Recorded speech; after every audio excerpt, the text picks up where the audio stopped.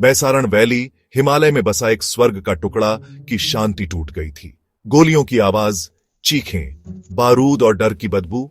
उस मनहूस दोपहर 22 अप्रैल 2025 को आतंकवादियों ने जन्नत को खून से लाल कर दिया। उनका निशाना हिंदू तीर्थयात्री, जिनकी मुस्कुराहटें दहशत में बदल गईं जब गोलियां हवा में छेदती हुई निकली। जहरीली विचारधारा से प्रेरित आतंकवादी बांटना चाहते थे। उन्होंने मुसलमानों से कलमा पढ़ने की मांग की, जो मान गए उन्हें छोड़ दिया और धर्म को एक भयानक ढाल बना दिया। 26 मासूम जानें चली गईं। उनमें से लेफ्टिनेंट विनय नरवाल, एक युवा नौसेना अधिकारी जो छुट्टी पर थे, उनकी जिंदगी बेरहमी से खत्म हो गई।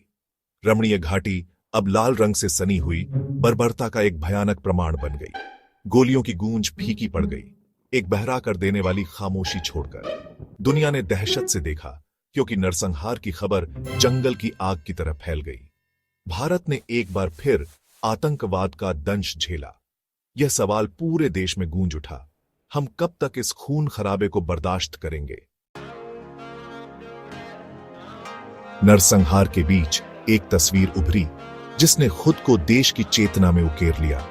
खून से सने कुर्ते में लेफ्टिनेंट विनय नरवाल बेजान पड़े थे। उनकी आंखें हमेशा के लिए बंद, एक राष्ट्र के दर्द को दर्शाती हुई प्रतीत हो रही थीं।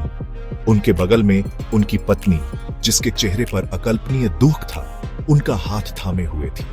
लाखों बार शेयर की गई यह तस्वीर पहलगाम नरसंहार का प्रतीक बन गई। इसने भाषा और धर्म की सीमाओं को पार कर लिया, एक राष्ट्र को दुख और क्रोध में एकजुट किया। बुझी हुई एक युवा जीवन की भेद्यता, अपनी आत्मा से लुट गई एक पत्नी का कच्चा भाव। यह एक ऐसा दृश्य था जिसने भारत की अंतरात्मा को झकझोर कर रख दिया। देश विनय के लिए, उसकी पत्नी के लिए और इस बेहुदा हरकत के सभी पीड़ितों के लिए रोया। तस्वीर एक रैली का नारा बन गई, एक याद दिलाती है कि आंकड़ों के पीछे असली लोग थे, जिनके परिवार, सपने और भविष्य छीन लिए गए थे। भारत शोक में डूब गया। तिरंगा आधा झुका हुआ था, जो राष्ट्र के दुख का प्रतीक था। कैंडल लाइट विजिल ने रात को रोशन कर दिया, क्योंकि नागरिक सड़कों पर उतर आए, पीड़ितों के लिए न्याय की मांग कर रहे थे। हवा गुस्से से भरी हुई थी, हमें न्याय चाहिए, और भारत नहीं भूलेगा कि नारों से सन्नाटा टूट गया। प्रधानमंत्री नरेंद्र मोदी ने भावुक स्वर में राष्ट्र को संबोधित किया। इस जघन्य कृत्य के अपराधियों को न्याय के कटघरे में लाया जाएगा।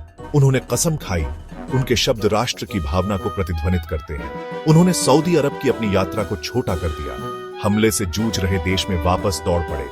विपक्षी बेंचों से राहुल गांधी ने हमले की निंदा करते हुए घाटी में सामान्य स्थिति के सरकार के दावों पर सवाल उठाया। गृह मंत्री अमित शाह ने कठोर स्वर में करारा जवाब देने का वादा किया। पूरे राजनीतिक परिदृश्य में एक आम सहमति थी, शब्दों का समय समाप्त हो गया था, कार्रवाई की जरूरत थी। शोक की खामोशी ने सत्ता के गलियारों में बूटों की गड़गड़ाहट को रास्ता दे दिया। साउथ ब्लॉक के भीतर एक उच्च स्तरीय बैठक शुरू हुई। जैसे ही प्रधानमंत्री मोदी, रक्षा मंत्री राजनाथ सिंह और सशस्त्र बलों के प्रमुख एकत्र हुए, हवा तनाव से भर गई। नक्शे खोले गए, उपग्रह चित्रों की जांच की गई। मूड गंभीर था, उद्देश्य स्पष्ट था, एक निर्णायक और त्वरित प्रतिक्रिया की आवश्यकता थी। आतंक के अड्डे, पाकिस्तान को ऐसा सबक सिखाया जाना था जिसे वे कभी न भूले। फुसफुसाहट धीरे से शुरू हुई। ऑपरेशन सिंदूर, एक ऐसा नाम जो एक उग्र प्रतिक्रिया की छवियों को उद्घाटित करता है। धार्मिक क्रोध से प्रेरित, गोपनीयता में डूबी योजना शुरू हो गई थी। घायल लेकिन अटूट भारत वापस हमला करने की तैयारी कर रहा था। भाग 5, ऑपरेशन सिंदूर। एक योजना बनाई गई। ऑपरेशन सिंदूर केवल एक सैन्य अभियान नहीं था, यह इरादे का बयान था। 15 दिनों तक राष्ट्र ने अपनी सांस रोक रखी, क्योंकि सेना ने रणनीति बनाई। इस बार यह सिर्फ एक और सर्जिकल स्ट्राइक नहीं होगी। इस बार वे आतंकी ढांचे को जड़ से खत्म कर देंगे। लक्ष्यों का चयन सावधानी पूर्वक किया गया था। आतंकवादी प्रशिक्षण शिविर, लॉन्च पैड और ठिकाने, सभी की सावधानी पूर्वक पहचान की गई थी। आश्चर्य का तत्व महत्वपूर्ण था। दुश्मन को इसे आते हुए नहीं देखना चाहिए। भारतीय वायुसेना, जो अपने सटीक हमलों के लिए जानी जाती है, को यह काम सौंपा गया था। जोखिम अधिक थे, दांव और भी अधिक थे, लेकिन संकल्प अडिग था। ऑपरेशन सिंदूर केवल बदला लेने के बारे में नहीं था, यह एक संदेश भेजने के बारे में था। भारत अब एक आसान निशाना नहीं होगा। 6 मई 2025 की रात नियंत्रण रेखा पर सन्नाटा छा गया, लेकिन सतह के नीचे तनाव उबल रहा था। उत्तर भारत के एयरबेस पर पायलटों ने अपने विमान तैयार किए।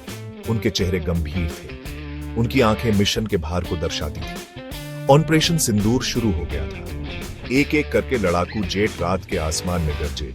उनके पेलोड हथियारों से लैस थे, उनके निशाने बंद थे। उनका गंतव्य पाकिस्तान का दिल, आतंक का सुरक्षित ठिकाना। हिसाब किताब का समय आ गया था। राष्ट्र ने सांस रोक रखी थी। समाचार चैनलों ने टिकर चलाए, सोशल मीडिया प्रत्याशा और चिंता से गूंज उठी। गोपनीयता में डूबे ऑपरेशन सिंदूर ने राष्ट्र की कल्पना पर कब्जा कर लिया था। दुश्मन को सबक मिलने वाला था। बदला लेने वाले स्वर्गदूतों की तरह भारतीय लड़ाकू विमानों ने नियंत्रण रेखा पार की। उनका निशाना पाकिस्तान और पीओके में आतंकवादी शिविर, बहावालपुर, मुरिडके, मुजफ्फराबाद, कोटली, सियालकोट, जिन नामों ने आतंकवादियों की रीढ़ की हड्डी में कंपकंपी भेज दी, अब बमों की गड़गड़ाहट से गूंज उठे। सटीकता सर्जिकल थी, प्रभाव विनाशकारी था। दशकों से श्रमसाध्य रूप से निर्मित आतंकवादी बुनियादी ढांचा मलबे में तब्दील हो गया।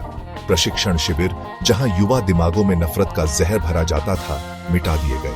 संदेश स्पष्ट था, भारत अब सीमा पार से आने वाले आतंक को बर्दाश्त नहीं करेगा। हताहतों में भारतीय धरती पर अनगिनत हमलों के मास्टरमाइंड मसूद अजहर के 10 रिश्तेदार थे। मुरीदके में प्रशिक्षण शिविर, जहां 26/11 मुंबई हमलावरों को प्रशिक्षित किया गया था, नष्ट कर दिया गया था। ऑपरेशन सिंदूर केवल प्रतिशोध के बारे में नहीं था, यह आतंकी नेटवर्क को ईंट दर ईंट खत्म करने के बारे में था। जैसे ही सुबह हुई, दुनिया ऑपरेशन सिंदूर की खबर से जाग उठी। पाकिस्तान बेखबर पकड़ा गया, बेईमानी से रोया। उन्होंने नागरिक हताहतों का दावा किया, आतंकवाद में किसी भी तरह की संलिप्तता से इनकार किया और जवाबी कार्रवाई की धमकी दी। लेकिन उनके झूठ अकाट्य सबूतों के सामने खोखले लग रहे थे। अंतरराष्ट्रीय समुदाय सांस रोककर देखता रहा। अमेरिका ने संयम का आग्रह करते हुए भारत के आत्मरक्षा के अधिकार को स्वीकार किया। दुनिया ने भारत के संकल्प को देखा था, दुश्मन के दरवाजे तक लड़ाई ले जाने की उसकी इच्छा को देखा था। भारत में वापस गर्व की भावना थी। यह एहसास था कि राष्ट्र ने आखिरकार मुंहतोड़ जवाब दिया था। पहलगाम के भूतों को आखिरकार शांति मिली। ऑपरेशन सिंदूर ने एक जोरदार और स्पष्ट संदेश भेजा था, भारत अब आतंकवादियों के लिए पंचिंग बैग नहीं रहेगा। ऑपरेशन सिंदूर भारत के सैन्य कौशल, उसकी संप्रभुता को खतरा पैदा करने वालों के खिलाफ निर्णायक कार्रवाई करने की क्षमता का प्रमाण था। लेकिन यह आतंकवाद की मानवीय कीमत का भी एक कठोर अनुस्मारक था। पहलगाम पीड़ितों के परिवारों ने यह जानकर कि न्याय हुआ है को सांत्वना मिली, फिर भी वे अपने नुकसान से जूझ रहे थे। राष्ट्र अपने सशस्त्र बलों की बहादुरी को सलाम करते हुए एकजुट हुआ। लेफ्टिनेंट विनय नरवाल और उन सभी लोगों का बलिदान जिन्होंने कर्तव्य की पंक्ति में अपने प्राण न्योछावर किए, उन्हें कभी नहीं भुलाया जा सकेगा। ऑपरेशन सिंदूर एक जीत थी, लेकिन एक उदास जीत, एक याद दिलाती है कि आतंक के खिलाफ लड़ाई अभी खत्म नहीं हुई है। पहलगाम के निशान तो रह सकते हैं, लेकिन भारत की दृढ़ प्रतिक्रिया की स्मृति भी रहेगी। ऑपरेशन सिंदूर ने भारत की आतंकवाद के खिलाफ लड़ाई में एक महत्वपूर्ण मोड़ को चिह्नित किया। इसने दुनिया को दिखाया कि भारत अब एक मूक शिकार बनने को तैयार नहीं है।